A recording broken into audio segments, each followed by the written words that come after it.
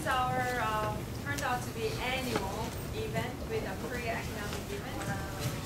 This year, due to all that happening in North Korea, especially with Dennis Rodman, that turned out to be good PR. So many students are actually we heard of what happened in North Korea and what Dennis Rodman did at least, even though we don't know what it is. So today, what we want to talk about, what we want to, our panel, we're going to talk about is basically U.S. policy toward Asia in time of transition, and we have three excellent speakers.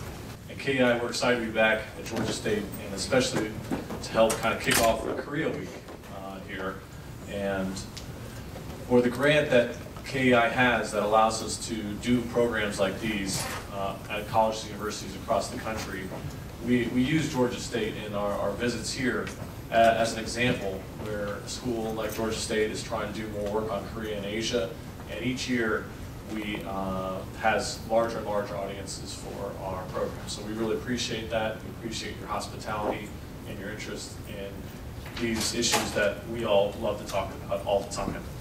At KEI, one of our overarching goals is to analyze, research, and promote any issue that affects the U.S.-South Korea alliance. And all of my colleagues and I have a passion for the U.S.-South Korea relationship, in a very large part because of its impact on our topic today and for the future in the world. U.S. policy toward Asia in this time of transition is extremely important, mainly because the 21st century is an Asian century, or an Asia-Pacific century from the U.S. government's perspective. The economic growth, the use of emerging powers in countries like India, Indonesia, Vietnam, the rise of China, as well as all the potential conflicts that might occur, make getting Asia right vital for peace and security in the 21st century. And we at KEI have a strong belief that the U.S. is going to need some very good and important friends that help to help make the Asian century a peaceful and prosperous one. And Korea is the most important friend that can help the U.S. Its dynamism, its industriousness, its emphasis on education, and its history as an ally are all qualities that the U.S. will need in a friend for difficult challenges ahead, including implementing policy toward Asia. So just to kind of let you know, I'll talk a little bit about U.S. policy toward Asia in the broader sense, turn it over to Ambassador Choi, and then over to Anthony to help wrap us up, and then we'll take your questions and have a conversation with you all. When we're looking at U.S. policy toward Asia, we can see some key things. One is that the U.S. has a long historical presence and history with the region, and that the U.S. has had a long time promoting important values that provide the groundwork and framework for any specific policy that a U.S. government administration would take. And the other key point is that for the most part, our Asia policy has been bipartisan. Both Republicans and Democrats understand the importance of getting Asia right, understand the importance of using our alliances in Asia to promote the values that the United States would like to see in Asia and around the world. Those values are, the strong alliances, supporting democracy, promoting new partnerships, free trade, freedom of navigation, all these things you see as kind of the broad values, the broad topics that the U.S. Likes to have in its policy toward Asia. These key areas for any policy when looking at U.S. policy toward Asia are China, partnerships and opportunities, and the use of allies. And so when we're looking at this time of transition, it's really important to keep all these factors in mind as we look at U.S. policy toward Asia, both in the broad sense and then in more specific sense when we look at specific policies from administrations. Like I said, the U.S. has a long history of being involved in Asia. The United States tried to open up Korea and Japan for trade in the 19th century. We had World War II and the defeat of Japan as Japan was occupying other countries in the region. You had the Cold War, or fighting communism, especially in Asia. Vietnam War is a big part of that. And our alliance system is a big part of that with the alliances that we made after World War II for that part. And then even up now we have Afghanistan as part of the Asia portfolio and program the United States has done. And most of that work has been based on those values that we talked about at the beginning. The other factor when we're looking at kind of history and U.S. policy toward Asia is the growth of Asia, right? We talked about the Asian century. This has led to the growth of Asia itself has led to an expansion of the geopolitical map of Asia. So we have things like the rise of India as a country and a strategic player, the importance of Middle East oil trade, all the countries, especially in Northeast Asia, where countries are relying on Middle East oil to help fuel their economies, literally fuel their economies, is a big part of that. Afghanistan, Pakistan, and the counterterrorism efforts the United States has had there. Somali pirates, Latin American countries looking toward Asia and that economic growth to help fuel their economies. And so we have all this working toward a broader Asia rather than just China, Korea, Japan in Northeast Asia, or ASEAN and the Southeast Asian countries. Asia is becoming larger and larger, where we get to this point where it's basic, and sometimes when we're talking about Asia, it's the east coast of Africa and the Middle East through the Indian Ocean, through the Malacca Straits in Southeast Asia, picking up Australia and New Zealand, Northeast Asia as well, and then coming across the Pacific Ocean to the west coast of North and South America. And so this broad region is really becoming a huge part of the geostrategic thinking both in Washington and in Asia. And two great books by Robert Kagan really kind of talk about this more, this geography and the expansion of Asia. His books are The Revenge of Geography, and the other one is called Monsoon, the Indian Ocean and the Future of American Power. Really talking about what I just kind of explained, the expansion of the region as a region itself. For current U.S. policy, when we're looking at Asia, we're talking about the rebalance toward Asia or the pivot toward Asia. Okay, this is the Obama administration's policy toward Asia. When the Obama campaign was looking at foreign policy and trying to figure out how to run against John McCain, they were looking at the weariness of the United States and people in the United States from Afghanistan and Iraq and taking on the war on terrorism. And so they try to take advantage of that weariness and say, look, this is not what we're doing. We're getting bogged down here. We have a rising Asia, and we need to take care of, and we need to focus more on Asia. And then also try to take advantage of some missteps the Bush administration had in Asia, and was able to create a good narrative of returning to Asia, even though, like I just described, the United States has had a long history in Asia. Once in office, the Obama administration, kind of quickly signs a treaty with ASEAN called the Treaty of Amity and Cooperation. A small treaty, but very important to the 10 countries that make up Southeast Asia and the ASEAN Association for Southeast Asian Nations. Okay, and then the United States was also trying, under the Obama administration, trying to be more active in these multilateral organizations that are centered around ASEAN. One is important, especially, is called the East Asia Summit. So the United States, under the Obama administration, kind of pushes that effort. Then we kind of have the real presence of the rebalance come into play. Secretary Clinton, she writes an article for Foreign Policy, kind of laying out the Asia-Pacific century and how the United States sees the rising Asia. So the policies start to come into shape. You kind of get this talk of rebalance and pivot and these type of words when we're talking about the Obama administration's policy toward Asia. The big headlines on this policy are the military portions of it, right? DOD and our Defense Department, they can move more quickly. They're a little bit more, they have the resources to do that, and it's a little bit more visible in the region. And so you had Secretary Panetta at the time, Defense Secretary, talking about how 60% of U.S. forces would then move into and shift into the region of Asia. You had an agreement with Australia so that we would move Marines through Darwin, Australia, as training there, and then we had an agreement with Singapore for our new littoral combat ships to move in through Singapore.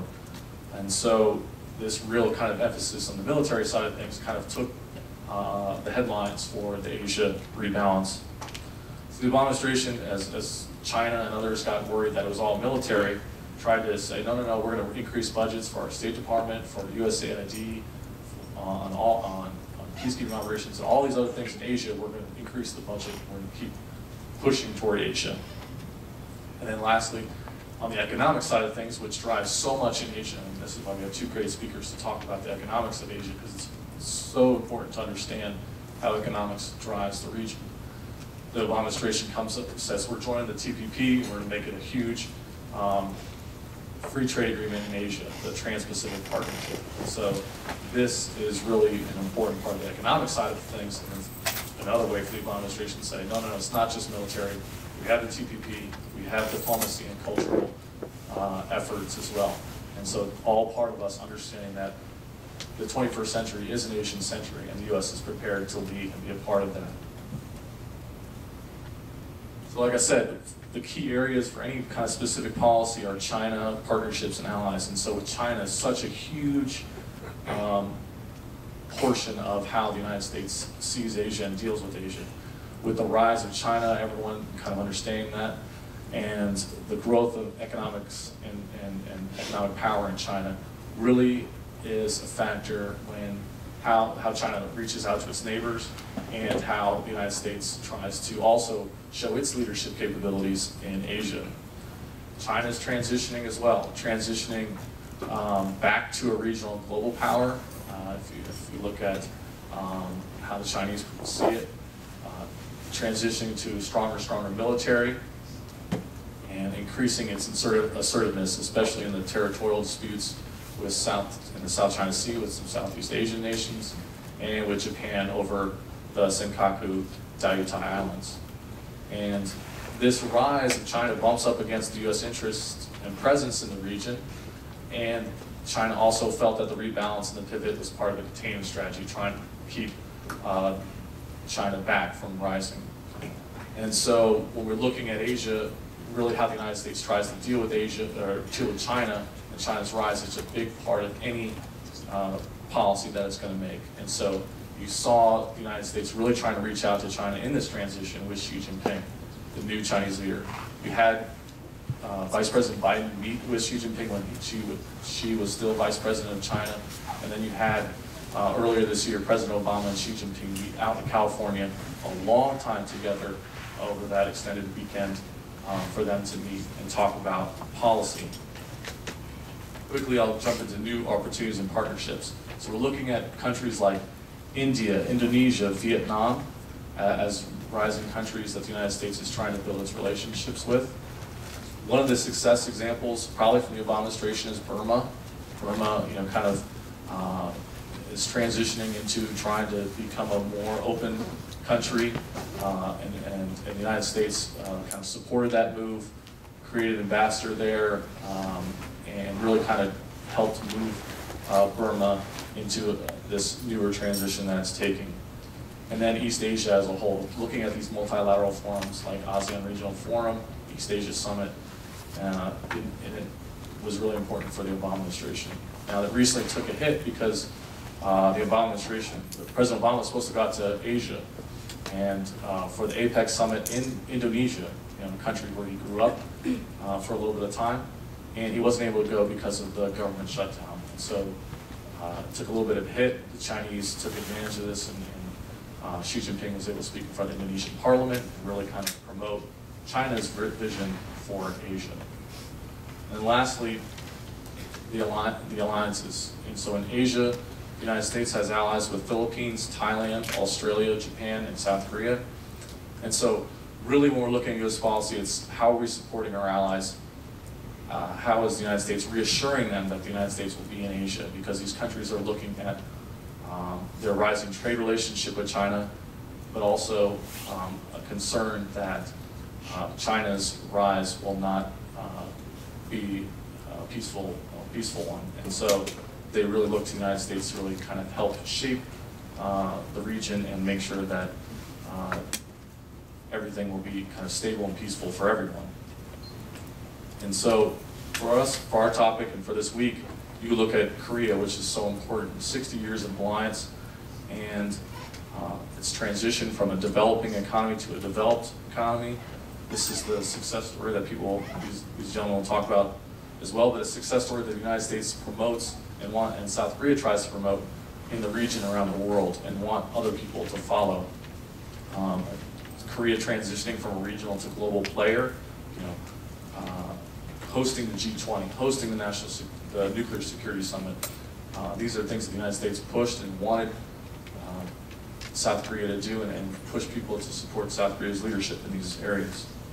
And so with Korea, the United States is really trying to coordinate policy, trying to make sure that both the United States and South Korea understand how they're going to deal with North Korea.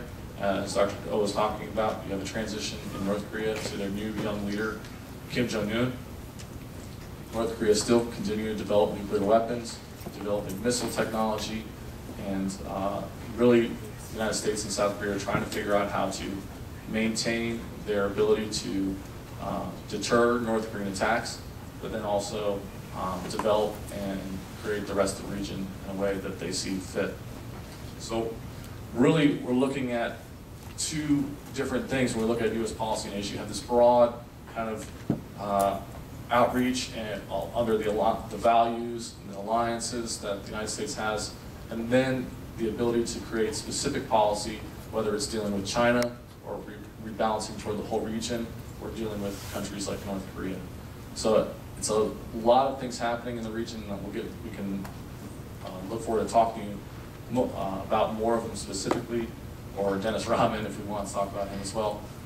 But these are a lot of exciting things that are going on, and a lot of things that the United States has to try and figure out and deal with in the foreign policy realm when we're looking at Asia. So I'll stop there and turn over to Ambassador. Korean Consul General Ambassador Hibon Kim, he's there. Thank you for coming. My topic today is about the so-called Korean economic success.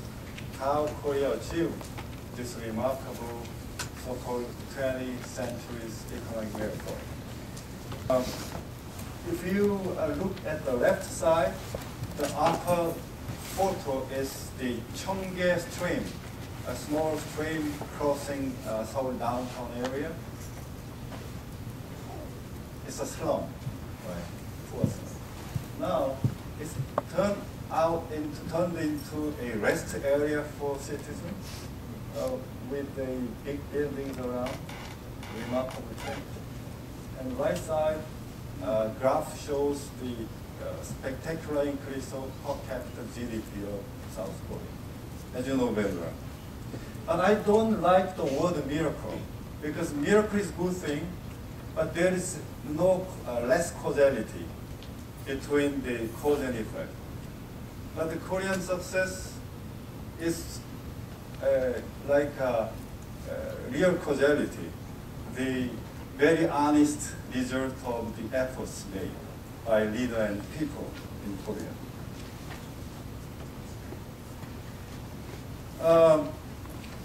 The goals are already same everywhere. That is to increase standard of living to higher. But the ways to attain the goals should be different according to each emerging economy, because the country is different in terms of national endowment, capacity building, and development stage. So if we handle with the country in the early stage, the policy should be different from when you handle with middle-income countries. Right? So it should be tailored to each economy. Okay. Now, factors necessary for economic development. I can identify 4 factors based upon Korean experience. The number one is leadership with vision. We need a leader with vision to make people happy and how to get there, the goal. And second, we have to have well-organized plan to mobilize and distribute resources, the limited resources. We have to think about efficiency and effectiveness. And third factor is executive capacity, both in public and private sector. The government official should have some administrative skills to set up the plan and execute the plan. And private sectors should be equipped with technology and skill and management. And third factor, last factor is the financing. Even if you have good leader, good people, and good executive capacity, if you don't have money to finance your plan, you get nowhere. So you have to have money to finance your plan.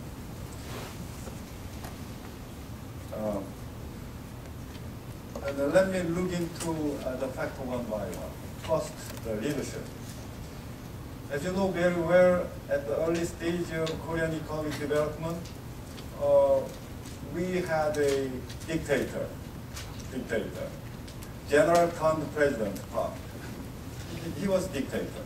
Other countries who could be a competitor or a democratic way of doing things there. My question is, what difference lies between democracy and dictatorship? I think both are a type of decision-making process.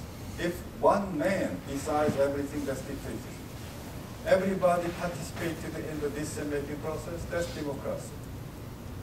The second question is, then is dictatorship always bad? I don't think so. If you have very able, clean dictator with a vision to make your people happier, and he makes a good decision every time, that's good. If you have democracy, everybody has a vote and have say, but decision-making process is very slow, then and the decision is not good, then democracy could be a problem for economic development. Look into China now. China is following the path Korea has gone. Korea has taken. And their speed of economic growth is very, very, very remarkable. Looking into small countries in other areas, they are adopting democracy, but decision making is very slow. They are always there in poor condition. But one caveat here, the dictatorship can be efficient and workable at the earlier stage of economic development because there is comparatively less information to deal with. If the economy matures into more complex one, there is a lot of information to handle with for one man. Then dictator cannot make decision, because he has so many information to deal with, so many decision making to do. So, according to Korean experience, at the earlier stage of economic development, the able and clean dictator with a vision can be much more efficient and effective than democracy. That's our experience. And next one, the 5 economic development plan. Usually, the economic plan is set by socialist countries like Soviet Union. So the economic planning is not a familiar concept to democratic world. But nowadays, according to following the Korean successful experience, almost every country, every developing countries are adopting planning system now. So Korea introduced 5 economic plan, and the main pillars of the plan include these 8 bullets. market opening. As you know very well, the outsiders are always asking one economy to open market for more business opportunity. If you open your market at once, everything at once, what happens? Your industry cannot prosper because low-cost, high-tech products will flow in, and you have no room to set up your own factory. So you have to manage the speed of market opening. So you have to reflect that factor into your plan. See how fast, how slow you open your market. Real sector, financial sector. And deregulation. The foreigners are always asking deregulation. Deregulation means less power of the government. If your private sector is well organized and mature, it's okay. But the private sector is not mature yet, and your government has an able man working there. Deregulation could mean chaos because you have no one to control. So you have to control the speed of deregulation according to the economic development, social development, capacity building. And third factor is infrastructure build-up, transportation, communication, and energy. If you want to introduce foreign companies, foreign factories to your country, you have to have transportation network, road, port, airport, and communication, telephone, internet service, and also energy to give, to make factories work. So infrastructure build-up may be the most important factor or pillar of the plan. And fourth, industrial deepening. At the earlier stage, you introduce a light industry, like a garment industry, something like coal industry. But with the time, you have to have heavy industries, like a shipbuilding, automobile, semiconductor, and also chemical industry. So you have to consider how you can deepen your industrial structure from the beginner to the highest industry. And fifth pillar is financial system. You have to have a bank, capital market to mobilize your national saving. You cannot resort to foreign development assistance always. You have to have your own tool to mobilize resources. That's domestic savings mobilization. To do that, you have to introduce your own bank, capital market, so that's financial system. And next pillar is privatization. If you want to introduce a big scale industry, but private sector is not there, then government initiate that business first and later privatize. That's good strategy Korea have taken. So we have many public enterprises which is regarded to be run by the private in the advanced economies, but the government initiated, started the business and later privatized according to the maturity of private sector. That's good strategy. And also, so that privatization is one important pillar. And fiscal consolidation. Your government budget should be always in a good condition. Surplus and less minus. And macroeconomic stability. Price level, employment, per capita GDP, foreign exchange control. Those factors should be reflected in the plan. The executive capacity in public and private sector. Looking into Korea, you know South Korea has no national resources. South Korea has only human resources, starving human resources at the beginning of economic development. We had a land reform in the year of 1950. Land reform is not a familiar concept to capitalistic country. South Korea was a capitalist country, but we introduced land reform in a capitalistic way.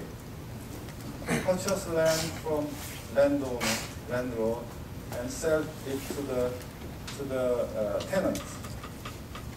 That way, not confiscate and distribute. So, anyway, the land reform is half socialist because the landlord did not want to sell their land, but the government asked them to sell, forced them to sell. Anyway, this land reform in South Korea was a big factor of success. Why? You know, when the landlord-tenant system was there, only landlord sons and daughters can attend the school.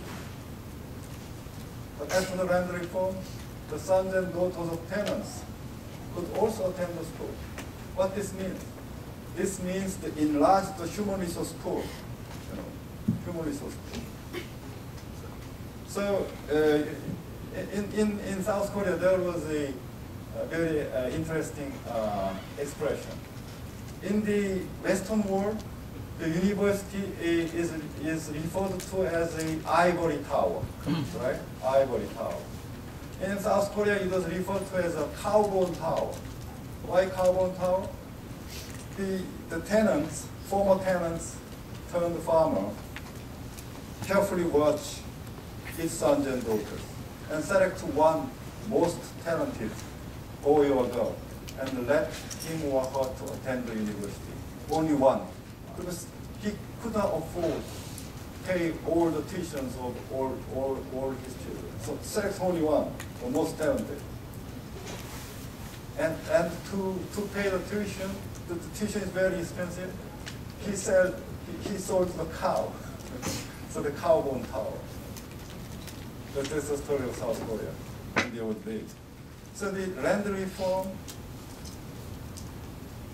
enlarged the human resource pool.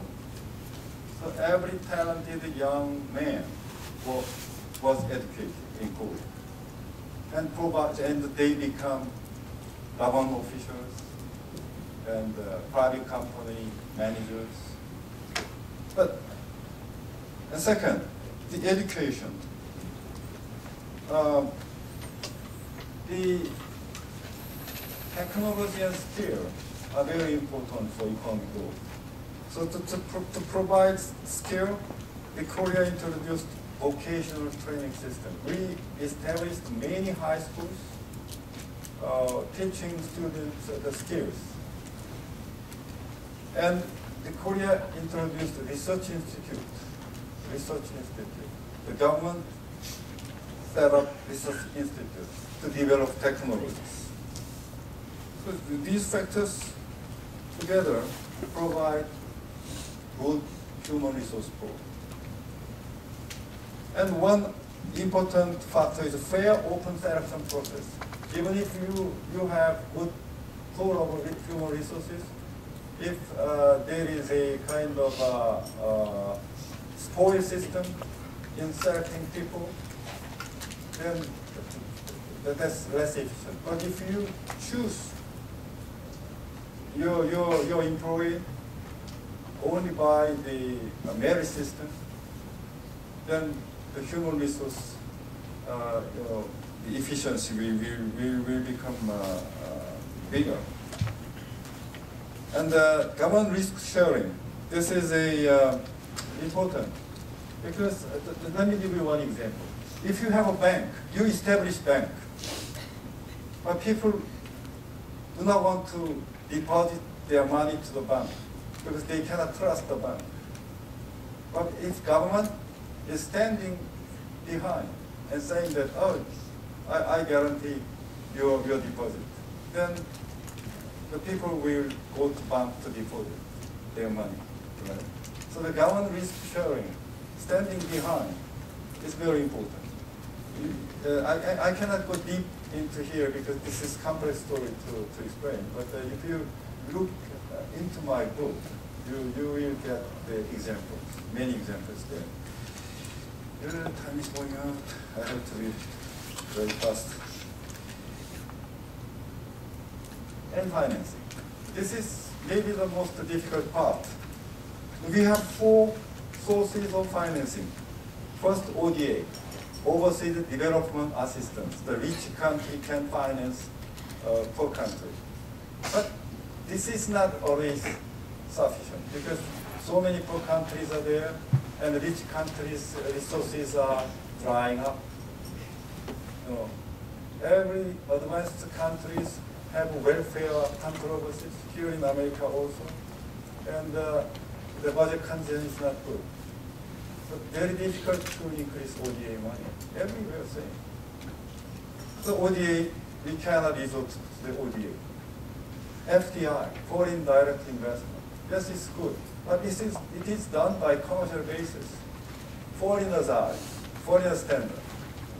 So FDI is good, but it cannot shoulder all the financial burden. The third most important is domestic resource mobilization. By taxation, you have to have very clean taxation system, no corruption there.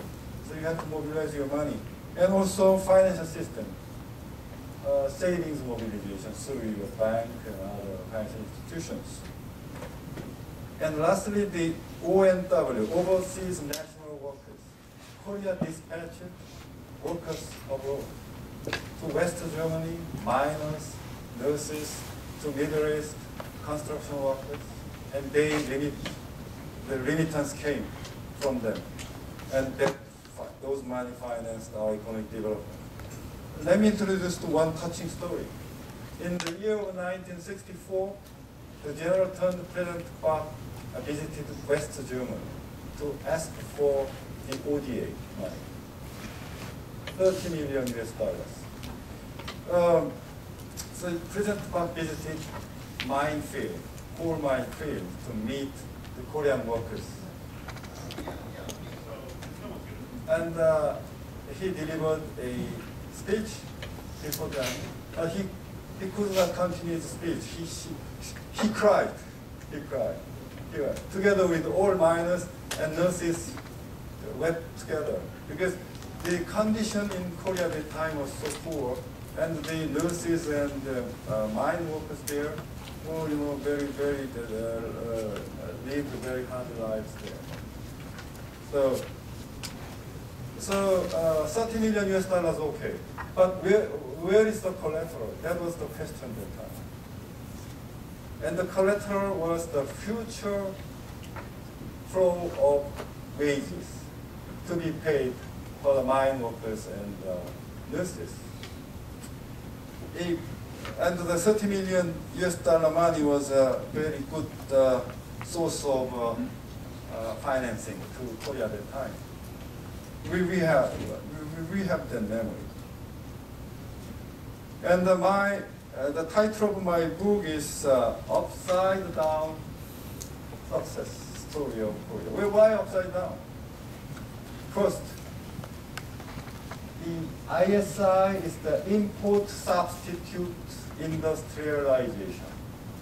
So at that time, eminent scholars and international institutions asked the developing economies to adopt import substitute strategy.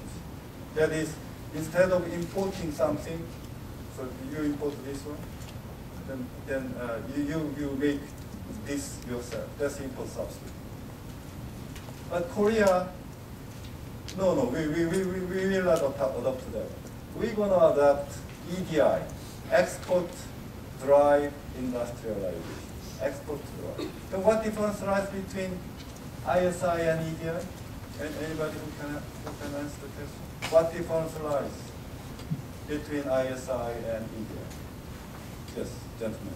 Yeah. Instead of just making things that you would normally buy from other countries, you make things that other countries would want to buy. Yeah, that's part of it. Anybody who can answer? Yeah. Based on what you said, I think the SIS, the other one, they will import, will substitute for their imports, which means they will just create whatever they needed to import, whereas the EDI will actually take the exports and bring them inside. That way they can build up based on their exports. Yes. So the market targeting difference is market targeting. ISI is only targeting the domestic market, right? The size is small. The export drive industrialization targeting the whole world.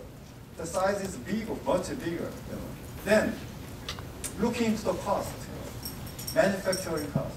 If you introduce ISI, the manufacturing cost is higher because there is no economy of scale, right?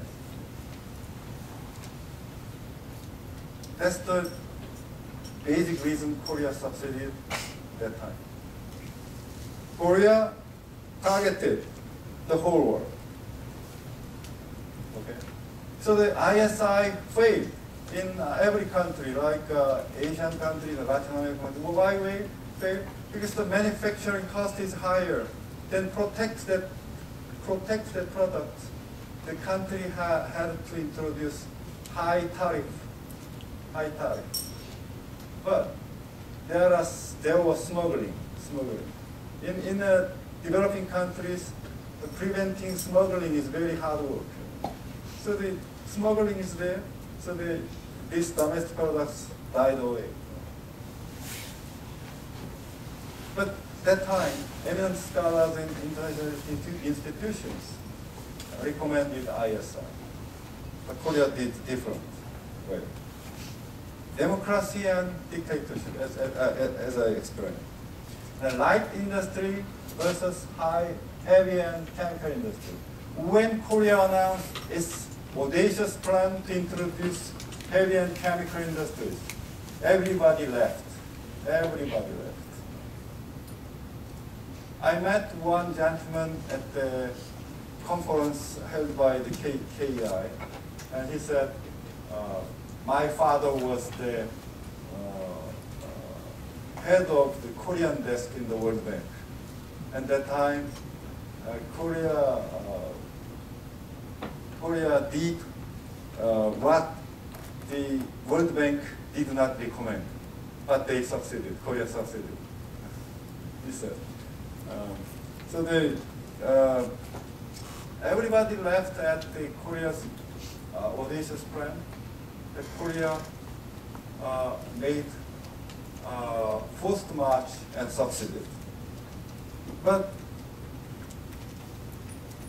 moving from light industry to heavy and chemical is a very logical and natural moving. The light industry is labor intensive, right? So if your economy matures, the labor cost will go higher. So your light industry will lose competitiveness vis-a-vis other following developing economies, right? So China is losing its competitiveness to Pakistan or other Vietnam. The following economies always, competitors are always there. So to survive, you have to move from light to heavy, because heavy industry, chemical industry, they are capital intensive. You have to have a less labor, big facilities. Right? This is very natural economic growth path. So Korea followed that way. The last one, the Christmas tree approach means do everything at once. You liberalize everything at once. You deregulate everything at once. Is that possible? Workable? No. But sometimes, they as a conditionality for developed assistance. There could be a string, open your market. So you have to well control your speed. So Korea adopted step by step.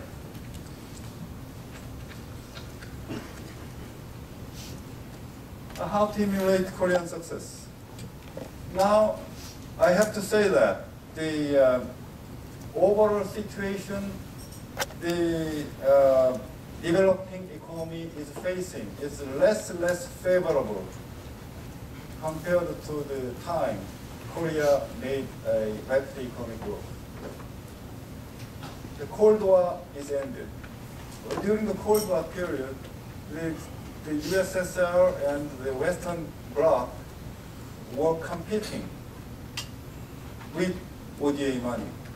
I'll give you ODA money, you support me. I'll give you ODA money, you support me, something like that. Now it's ended. And we have WTO. WTO is very difficult for emerging economy to adopt tax breaks or low-cost funding. It's against the WTO subsidy rules.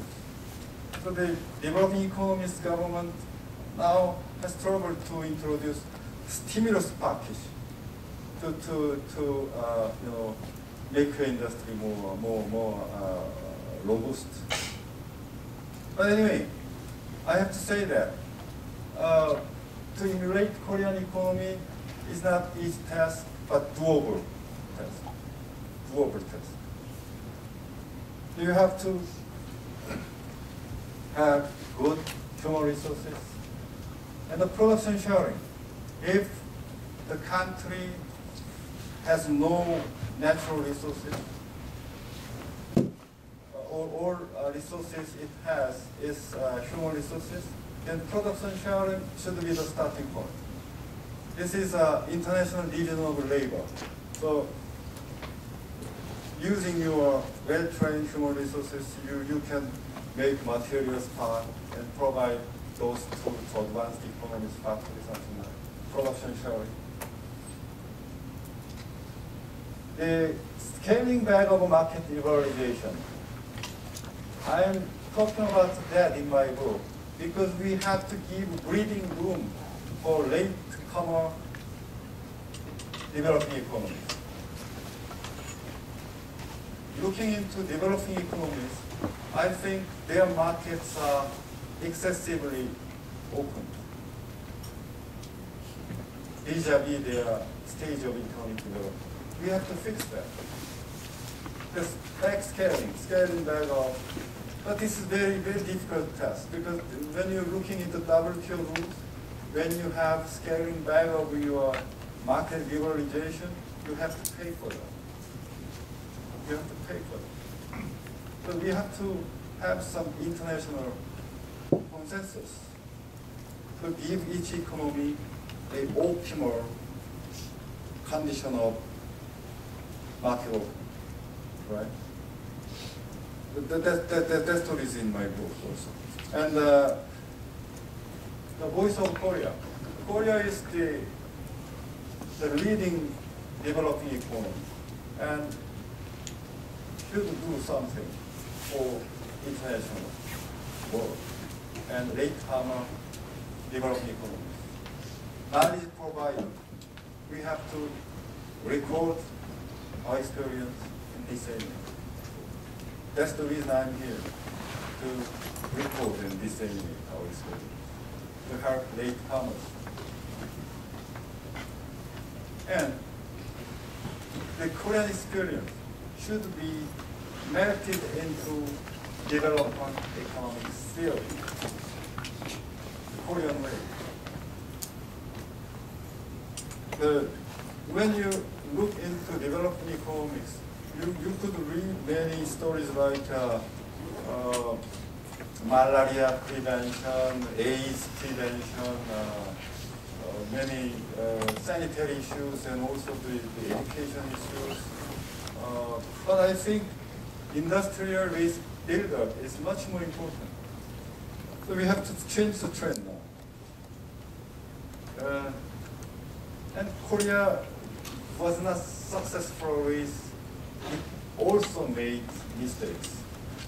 So I will not go into this because I have no time, but if you carefully read my book, many stories of Korean failure cases, we can have lessons there. And controversial topic. social development and economic development. As I told before, just before, the many development economics textbook is dealing with social development, gender equality, sanitary issues, and education issues. They are important. I'm not saying that they are not important. They are important. But which priority is there? Economic development. My question is, hospital or factory? Which one will you choose? If you are asked to just take one, and you are the leader of developing economy, which one will you choose? Which one will you choose? Factory or hospital? Factory, yes. Should be factory. If you choose hospital, who will maintain the hospital in the future? Who will? You have to resort to the ODA, outside help. You always ask help from outside. People are healthy because malaria is gone, something. But who will maintain the hospital in the future? If you choose factory, people are dying of malaria or some other diseases. But if your factory succeeded, with your money you will build up hospitals. Sustainable way of living will be there. That's what I'm saying. We have to focus on economic development, industrial-based development, instead of social development. We have to change the trend now. And youth money, what is youth money? When I was the executive director of the World Bank, I visited one economy, and central bank governor told me that we had a loan, and a specialist flew in, spent 2 weeks interviewing and some surveying, and flew back. After 1 or 2 months, thick report came, but nobody could understand the report, because the report is full of jargons and mathematical equations, terminologies, and the loan was to develop the economy. And the money went back there to pay the consultants who flew in to the economy to interview and send a thick report, useless to develop. That's useful for other advanced economy leaders, but to developing economy leaders, it was useless because it was too difficult. Then the money just came in and came out, went out. That's youth money. So, and the central government said, all thing left is the debt. Nothing. We have to eliminate that kind of youth money right now. The anti-corruption. Corruption is everywhere. So I think there are 2 types of corruption. First one is corruption for daily living. Because the salary level is too low, the government officials take small money from many people. The corruption for big wealth is to accumulate huge wealth, the government officials doing something wrong. I think the first one is no problem. The first type of corruption will go away with the economic development, automatically. That's our experience, automatically disappear. But the second type, corruption for big wealth, is even in the advanced economies. That's crime, big crime. So too much focus on anti-corruption battle is not good. Many advanced countries and international institutions are talking about anti-corruption, corruption of war against corruption, but that is not that important. The important thing is to make your economy develop. Then the first type of corruption will go away. Thank you for your time. I noticed that this is very intense group. You guys are looking very serious, which I love. And this is very global body of students. And I think we have almost everybody from every continent here. That's at least my hunch. And I'm just curious, how many of you here are using Samsung smartphone? Or have you, anybody been to Korea? Raise your hand. So, okay, that's great. So I'm going to decompress you. I'm going to have only 10 minutes probably chit chat with you. So I'm not going to impose my values on you, or I'm not going to do anything crazy. But as you know, South Korea nowadays is perhaps much better known for Psy, Gangnam Style, right? So last year when I was invited, I did it. And I almost kicked out of the school here. So this year I'm not going to do that. So don't worry about it. We're going to just talk about plain things here and there. And I'm going to wrap up things that Nick talked about, the importance of Asia to the United States. I think it does matter to you because if you look at Georgia, it's a very global city, global state. And Atlanta, here after all, this is the home of CNN. I know you're watching CNN every night, right? The fierce debate between the Democrats and Republicans, and also a lot of multinational companies here. So in a sense, you're very lucky to be in this city, very vibrant. And as you go on, you have to think about what kind of career plan you have to draw from this experience.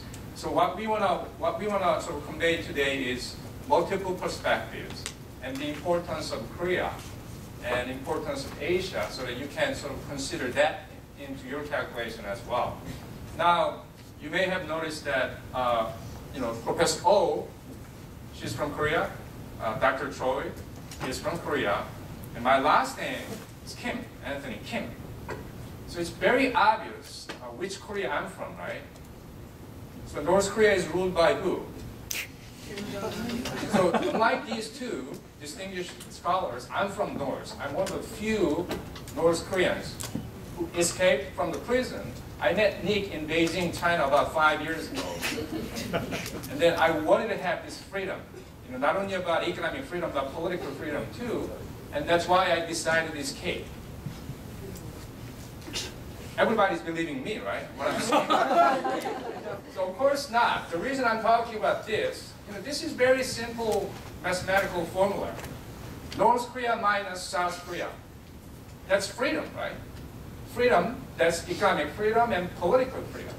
I mean, we don't need to have any debate, or we don't need to have any rocket science, whatever research. I mean, it's pure and simple. What South Korea has is the resource for success in terms of advancing its economy, developing its economy, and spreading the wealth. So that's what we wanted to convey here today. But more broadly, I want to sort of zoom in, because things we are talking about this afternoon, Korea, development, perhaps it's a bit of, far from you at this point. I mean, you may be wondering about, this weekend, maybe next semester, or, years after your graduation. So I'm going to sort of try to mix those things all together in my short discussion.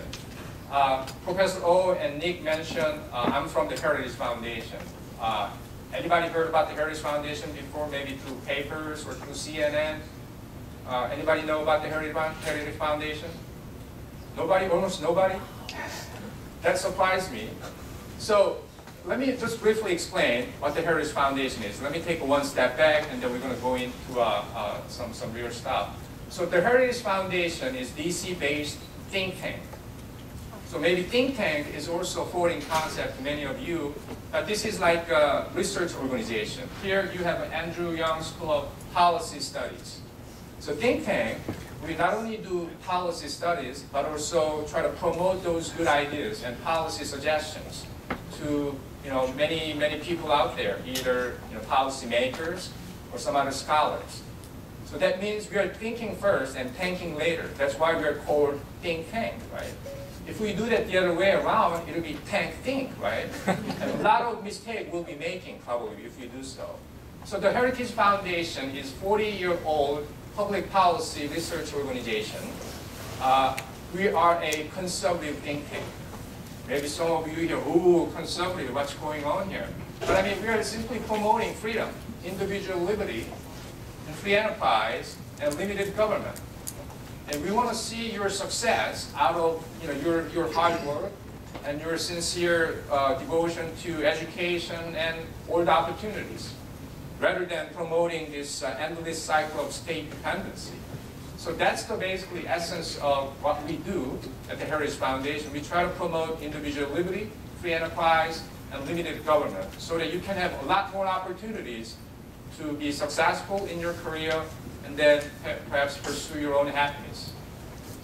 Why I'm telling you about that? Because whatever the developed model we're talking about today, or whatever the success those countries in making, the essence is based on the system. The system that promotes limited government and economic freedom and basically market efficiency and those type of things. So as Dr. Choi mentioned, the goals are the same, but in terms of pursuing that, there may be many different ways of doing so. So we cannot really impose one values because South Korea was successful in this way. We cannot apply that to, say, some African countries or some South American countries, but the essence, the basic ingredient of the success is very applicable. And I think that's what we heard today from Dr. Choi. So why is it all important to us? Because nowadays we are living in a globalized economy. I mean, I don't have to get into details. I mean, some of you here, you are using Samsung smartphones. If you look at your clothes and sneakers, it's made in China or made in Poland. I mean, whatever happens in China tomorrow in terms of their financial market or whatever their economic problems, it will affect you. And it may take some time, maybe a couple of days or maybe a week, but we are so much integrated. So United States, as an Asia Pacific power, we cannot really ignore what's happening out there in Asia. Whatever happens in China, India, and South Korea, not only about in terms of geopolitical security, that kind of angle, but also in terms of economics. Because it really affects your daily life. It can disturb your daily operations too, right? So that's why a lot of policy makers over the past 60 years, or maybe over the past, say, 10 years, they've been paying a lot more attention to this dynamic changing relationship between the United States and Asia Pacific. And as Nick mentioned, it's not only about military and political relationships. What's driving the relationship nowadays, because we are living in a globalized economy, it's about trade and commerce and investment. And that's why we meaning the Heritage Foundation as an organization, and many scholars, we are promoting the free trade between two nations or regional setting. Nick mentioned about TPP, Trans-Pacific Partnership. It's a very important tool, but a lot of actually countries are questioning about the commitment from the United States because the current administration here, we're talking about, okay, free trade, but what kind of free trade is not known yet. So in this time of uncertainty and very challenging times, I think we need a strong leadership and commitment from the United States. And I think that kind of leadership and commitment will not be there unless, like folks like you guys, study hard and demand those things. So if you plan your future career plan, just broaden your perspective. You know, Atlanta here, you get good education, but Georgia is a very global state, and United States, and it's beyond the United States. You know, United States and Asia. So if you put that calculation into your sort of, game plan for your career, I think you will have a much better success. And your world is, after all, is much bigger. So I just simply convey that Asia matters to the United States, and the United States matters to the Asia. And whatever happens from now on will be very much critical in terms of charting out. We can call that partnership or alliance or whatever, but it's going together basically. So take advantage of your study here. Again,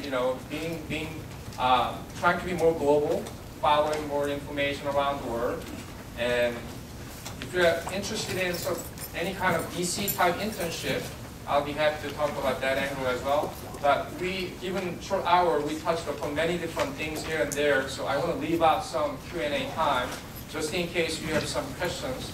So please feel free to let us know whatever questions in your mind. So thank you for your attention today, and we look forward to a Q&A session. Thanks. I was wondering about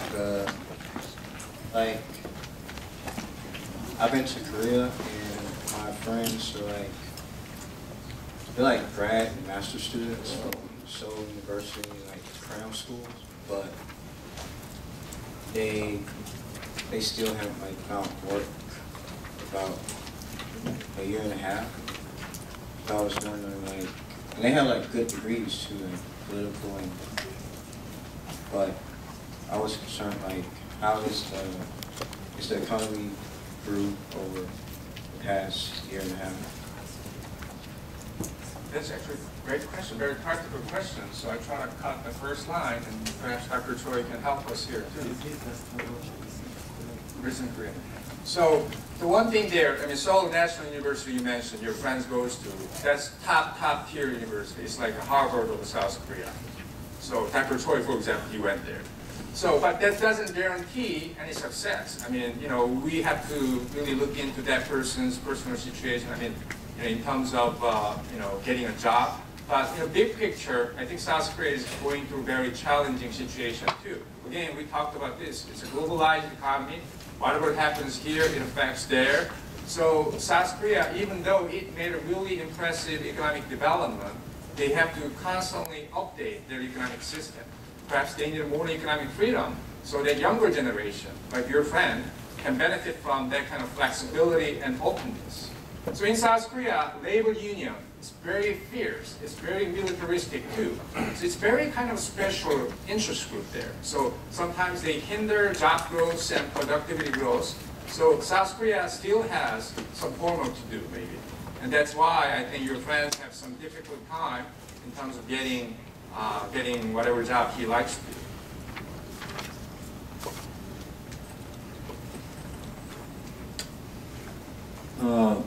Korea's economic situation is now in good condition in general, but also affected by the outside economic situation.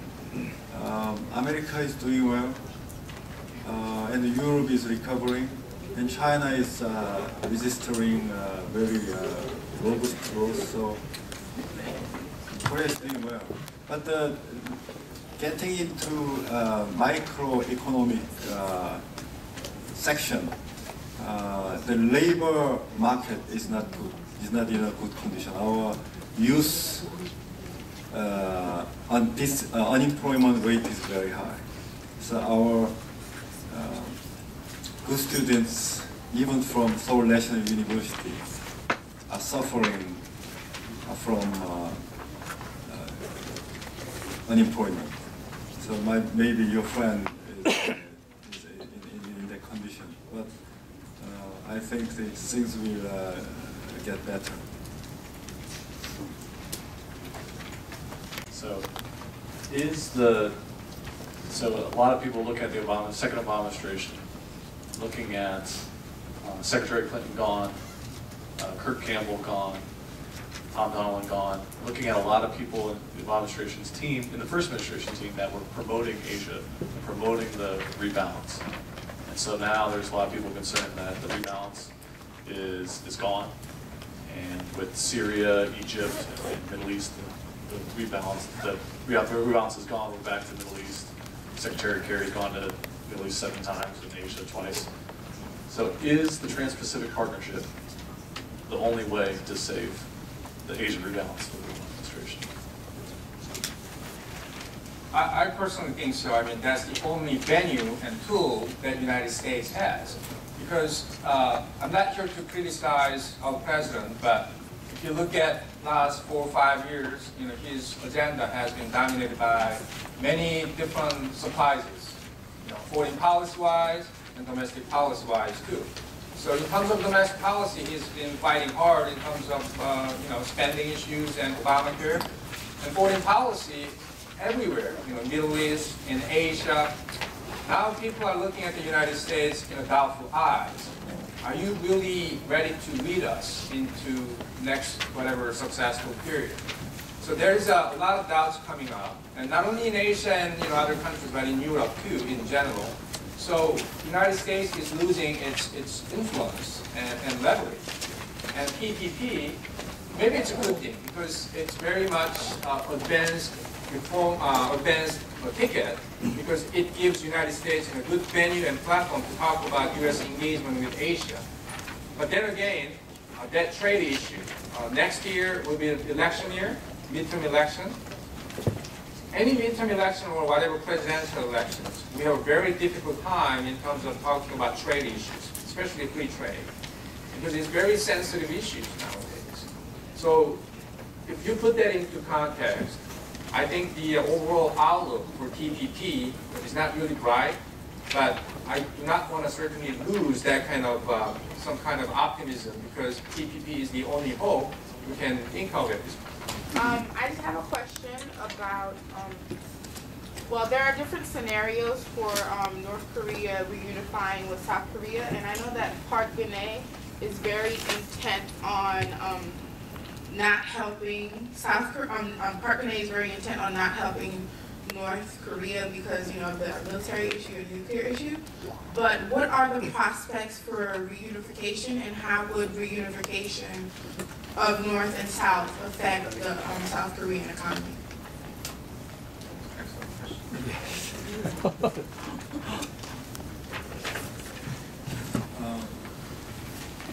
Good question. Personally, I think the unification will come, but I don't know when and how. But looking into the history, you know, looking into China.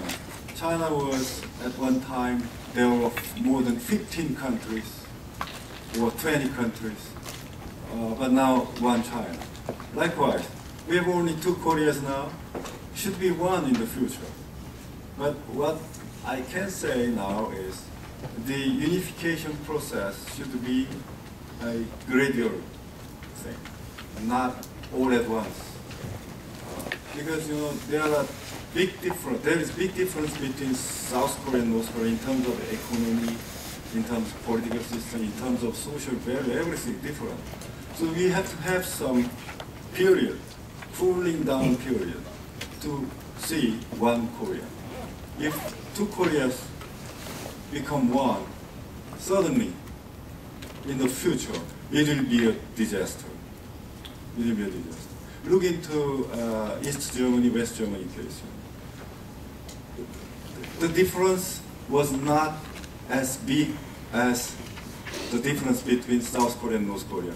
But it took, still going on. The problem is still going on. Now it can handle, but it's huge amount of money was poured into the eastern part of Germany to make you know, the equal standard of living there.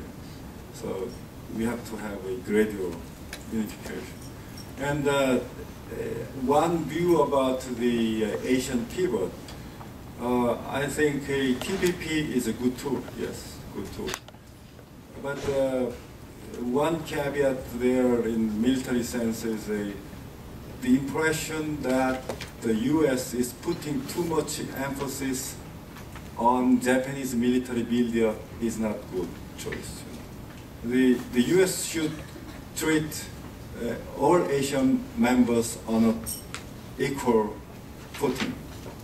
So if America allows Japan to grow its military muscle, then US must allow South Korea to grow its military muscle, and other Asian members like the Philippines or Indonesia or something like that. But now the US is giving non-Japanese ASEAN members the impression that the US is putting too much focus on Japanese military buildup. That's not a good choice. So, well, just quickly on unification. I'll take a slightly different take on Park Geun-hye. I think she really does want to reach out to North Korea, but it's just this, she's got a slower kind of gradual plan on doing that, and she's just not going to give them everything right away. And so, and you've kind of seen that with the back and forth that North and South Korea have had since her coming into office. I think it's either going to be sudden unification, or it's not going to happen. I'm worried that North Korea is just going to be able to muddle through. and that they'll just keep surviving, and we won't get to a point where you can get to a gradual unification process.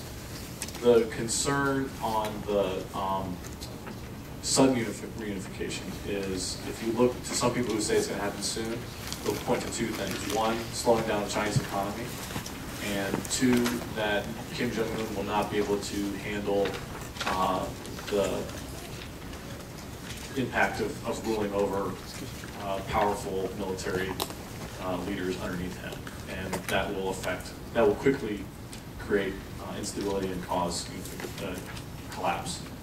If he can handle those things, or if North Korea can muddle through those things, which I think they can do or will do, then we'll have a continual process. So it's a huge question, and it's always part of the calculation when thinking about Korea. And that impact on the Korean economy, as Toya was mentioning, is such a huge factor in the Korean way of thinking and in everyone else's way of thinking when looking at unification. How are we going to help out Korea deal with the impact of creating a one Korea again, and how do we best help them do that? I just want to quickly underline, when people think about North Korea, South Korea, naturally they think about West Germany and East Germany, because that was what happened back in the 90s, right? But West Germany and East Germany, at least people there, they had a chance to communicate through letters, some kind of limited engagement.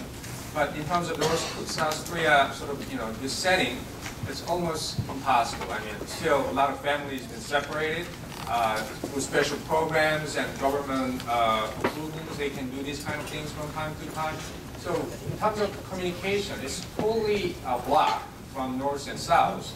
So in terms of getting together, I think it's going to take a lot of time, and that's why Nick's point and Dr. Choi's point, I mean, it's not going to be easy, smooth, expectable process. It will be rather sudden or kind of surprising way. It will be unfolding in front of us. But last week, I think Kim Jong-un got his first honorary doctoral degree from Malaysia. A Malaysian university gave him this doctoral degree. So he's now not only deal leader, but also he's a doctoral leader, right? So hopefully this time he gets smarter so he can make good choices. Okay, so I have one question. Whenever I talk about this dictatorship and democracy, people are always asking me, saying that so South Korea was in a dictatorship, but gradually heading towards the democracy. And they asked me, and your current president is a daughter of the dictator? And then I kind of have to stop there.